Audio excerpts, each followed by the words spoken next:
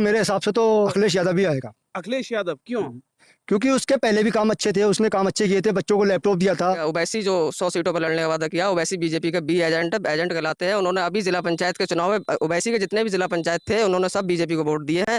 जो बहेड़ी 118 विधानसभा है, यहाँ से माननीय अतौर रहमान मंत्री जी जो है बहुत वोटों से जीत रहे हैं और कैबिनेट मंत्री बनना है। और ये कैबिनेट मंत्री जब बनेंगे तो अखिलेश यादव मुख्यमंत्री जरूर बनेंगे। युवाओं को रोजगार मिला था, लैपटॉप मिले थे, साइकिल वितरण हुआ था, सब अखिलेश सरकार। महिला पेंशन थी, वृद्धा पेंशन, पुरुष पेंशन, सब अखिलेश की सरकार का मिला हुआ था। ध्रुवीकरण जो हुआ था वोटों को उस वजह से हार गए थे। कुछ नहीं, असदुद्दीन ओवैसी जो मुस्लिम वोट काटने के लिए लड़ रहे हैं और वो मोदी जी की बी टीम है। 90 रुपए को तो तेल हो गया, डीजल 100 से प्लस तो साला पेट्रोल हो गया, और सिलेंडर की तो बात ही मत करो। आदमी तो बेकार हो गया, बिल्कुल बेरोजगार, मौत की कगार पे है इंसान बस, और कुछ नहीं रहा जिंदगी में। दी है भाई जहाँ जहाँ असदुद्दीन ओवैसी जाएगा वहाँ वहाँ बीजेपी को फायदा होएगा, ये बात समझ लो। सत्ता के दुरुपयोग में आजम खां को फंसाया गया है। जिस दिन सत्ता बदली जाएगी आजम खां बाइज्जत बरी होंगे। आजम खां पर जितने मुकदमे बकरी चोरी, जो आदमी 9 बार विधायक, 1 बार सांसद, लड़का विधायक, लड़की राज्यसभा सांसद, बीबी राज्यसभा सांसद हो, वो क्या बकरी चुराएगा, किसी के अंडे चुराएगा? उन पर सब मुकदमे गलत है, फर्जी मुकदमे हैं। जीडीपी जमीन पर है, बेरोजगारी चरम पर है, स्वास्थ्य व्यवस्था खत्म है बिल्कुल, किसान खेतों पर सड़कों पर आ गया, तेल 90 रुपए पहुंच गया है। पकौड़े तलने का जो रोजगार दिया था वो भी इन्होंने जो कहा था पकौड़े तलने, वो भी खत्म हो गया, क्योंकि सरसों का तेल 250 क्रॉस कर लिया। पकौड़े 100 रुपए किलो बेचेंगे, तेल 250 रुपए किलो कहाँ से हो सकता है?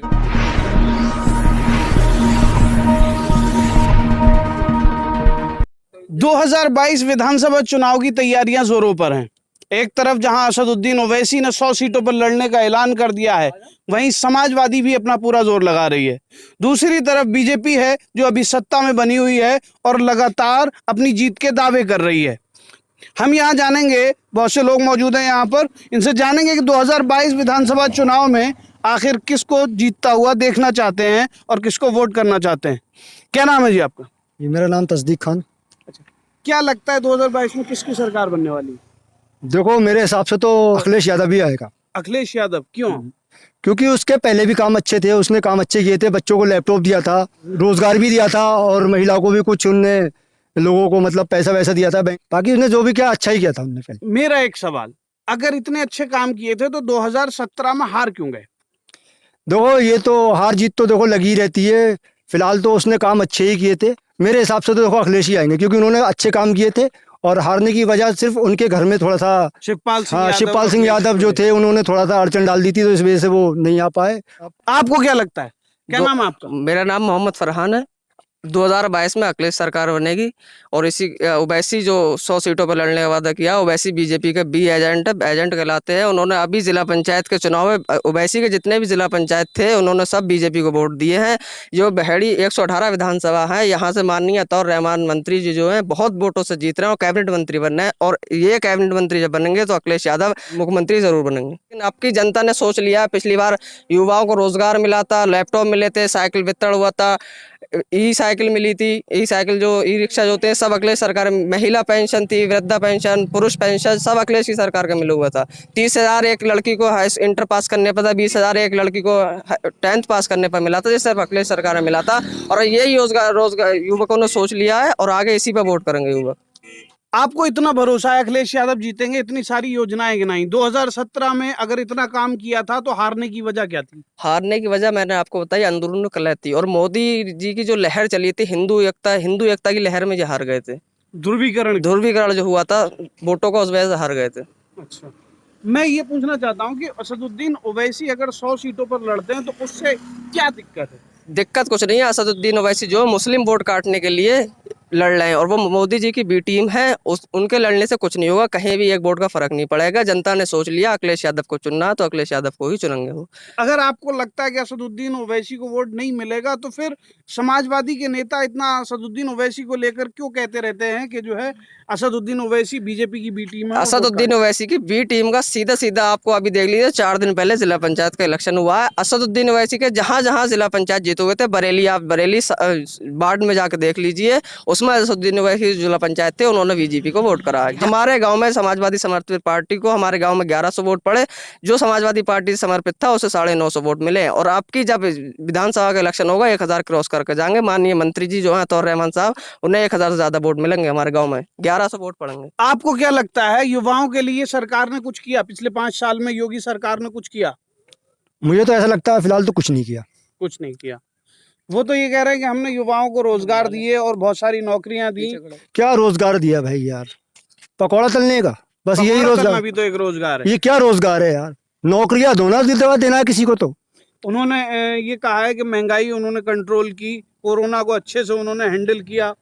महंगाई महंगाई तो आप देख ही रहे होगे।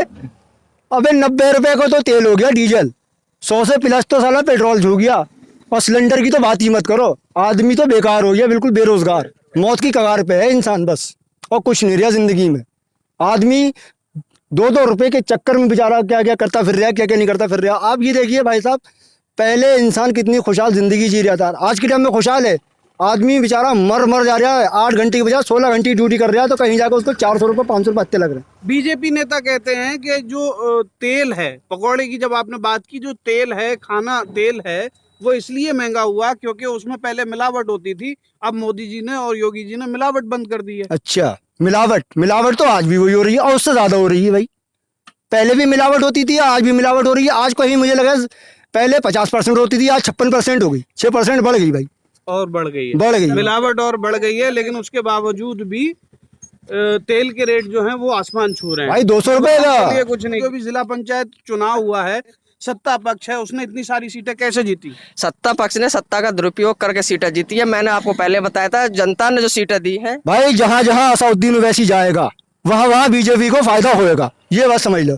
आपने भी देखा होगा कि बिहार के अंदर असदुद्दीन ओवैसी ने क्या करा, आपने देखा असदुद्दीन ओवैसी ने क्या करा। जहां जहां ओवैसी जाएगा वहां मुस्लिम वोट काटेगा, जब वो काटेगा। वहां तो 70 सीटों पर चुनाव लड़ने के बाद कांग्रेस भी 19 सीटें जीत पाई।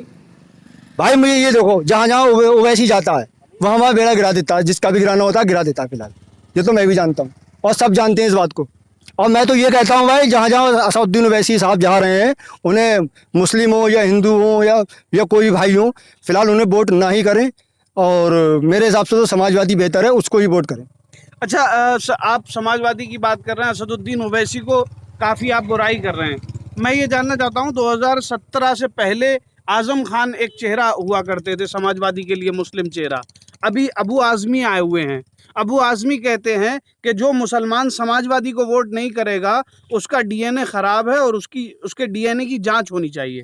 ऐसी बात नहीं है, ये भी सब सत्ता के डर में कह रहे हैं। अबू आज़मी महाराष्ट्र से आए हुए हैं, वो आजम खान की तरह संभाल रहे हैं। अबू आज़मी को ये बात नहीं कहना चाहिए। हिंदू और मुसलमान और डीएनए की बात नहीं है, सब वोट समाजवादी को ही जाएंगे। यहाँ भी जो है समाजवादी मुसलमान वोट समाजवादी को रहेगा। और ऐसा नहीं है मुसलमानों को वोट करने समाजवादी जीत जाए, हिंदू भाई भी उतनी मात्रा में वोट करेंगे जब भी समाजवादी को सफल हो पाएगी।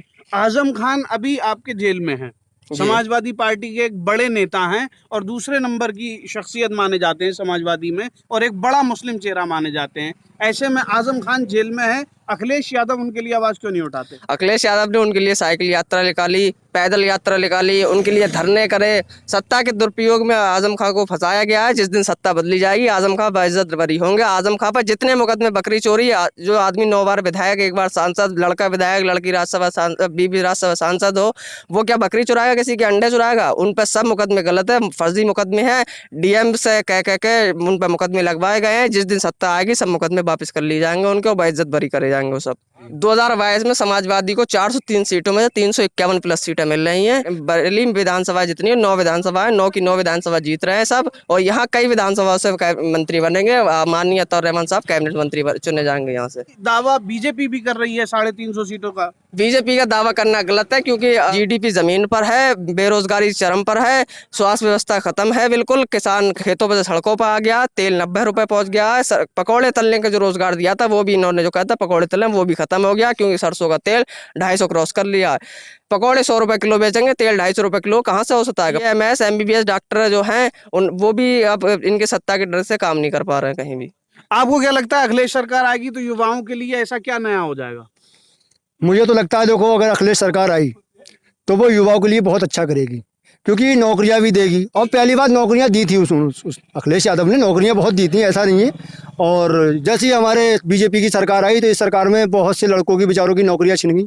चाहे उसमें हिंदू हो, मुसलमान हो, सिख हो, ईसाई हो, कोई भी हो, इन सबकी बेचारों की नौकरियां छिन चुकी हैं। अच्छा, इसमें रोजगार मिले नहीं और नौकरियां छिन गई आपको? नौकरियां और सब खत्म हो चुकी हैं भाई, रोजगार भी कुछ रहा नहीं, मजदूरी भी कुछ रही नहीं, इंसान लाचार बेबस हो चुका है।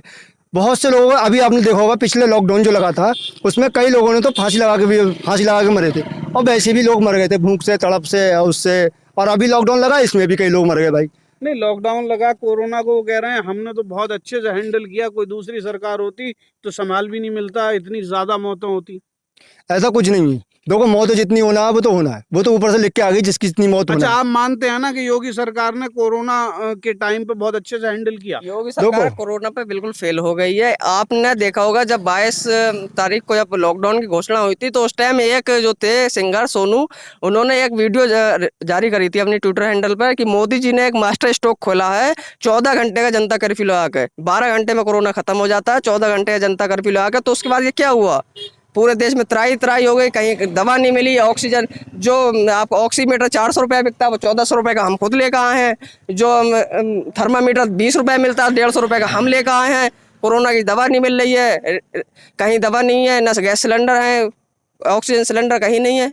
कुल मिलाकर ये उत्तर प्रदेश की जनता है। 2022 चुनाव के लिए इनका सीधा कहना है कि अखिलेश सरकार आने वाली है। उत्तर प्रदेश के युवाओं का कहना है कि बीजेपी सरकार रोजगार देने में नाकाम रही, कोरोना में मिसहैंडलिंग रही, तमाम चीज़ों की कालाबाजारी हुई। तो ये सारी चीज़ें हैं जो उत्तर प्रदेश के युवा कह रहे हैं इस वक्त। अखिलेश यादव के बारे में इनका कहना है कि अखिलेश यादव जब आएंगे तो रोजगार भी देंगे और युवाओं के लिए बहुत अच्छा काम करने वाले हैं। मैं कलीम अख्तर, आप देख रहे थे डेमोक्रेटिक अड्डा।